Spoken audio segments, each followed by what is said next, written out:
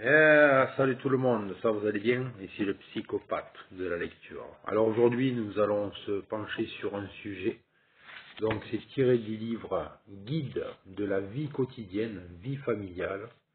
Donc regardez, je vous montre le bouquin. Voilà, Guide de la vie quotidienne. Alors aujourd'hui le sujet sera sur tutelle de mineurs. Alors écoutez bien. Dans certaines circonstances, lorsque l'autorité parentale ne peut plus s'exercer, les enfants mineurs peuvent être passés sous tutelle légale. Qu'est-ce qu'un tuteur? Un tuteur est une personne nommée en remplacement des parents qui doit prendre soin du mineur et assurer la gestion et la conservation de son patrimoine éventuel. Qui peut en faire l'objet? Un enfant mineur est placé sous le régime de la tutelle si ses deux parents sont décédés. Ils se sont vus tous les deux retirer l'autorité parentale ou si, étant enfants naturels, ni le père ni la mère ne l'ont volontairement pas reconnu. Un mineur peut également être mis en tutelle dans certaines circonstances graves, soit à la demande des parents, soit à la demande du ministère public. Le juge des tutelles peut également se saisir d'office. Qui peut être tuteur? Le tuteur peut avoir été désigné par le dernier parent vivant, par testament ou par déclaration devant notaire. En l'absence de testament, la tutelle est confiée à l'ascendant le plus proche. Si plusieurs ascendants sont candidats au tutorat, le choix est effectué par le conseil de famille. En absence descendant, le choix du tuteur revient au conseil de famille qui désigne alors, en règle générale, un membre de la famille ou un proche.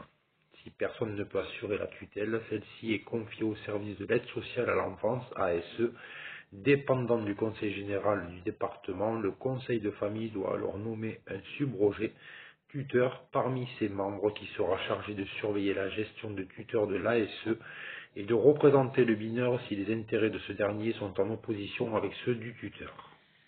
Quels sont les droits de mineur sous tutelle?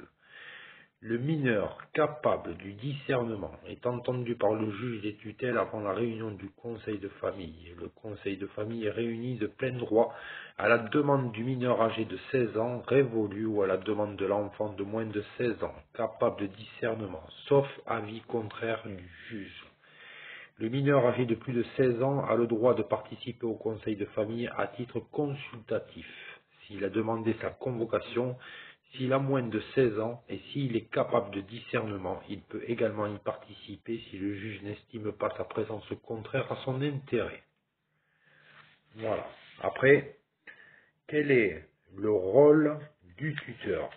Il assure l'entretien du mineur et le représente pour la plupart des actes de la vie civile. Il peut agir seul pour les actes d'administration courante, travaux de réparation et d'entretien, vente de meubles ordinaires, acceptation des legs ou de dons sans charge, acceptation de succession sous bénéfice d'inventaire. Par exemple, le tuteur doit obtenir l'accord du conseil de la famille et du subrogé tuteur pour les actes graves mettant en cause le patrimoine du mineur. Vente d'immeubles ou de fonds de commerce, vente de valeurs mobilières ou de meubles précieux, emprunt, renonciation à une succession, partage amiable d'une succession, etc.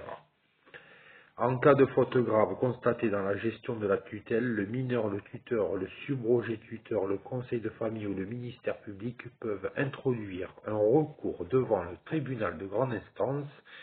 Ce recours peut conduire à la destitution du tuteur, du subrogé tuteur ou des membres du conseil de famille, voire à des condamnations pénales. Les actes passés peuvent être annulés dans un délai de 5 ans après sa majorité.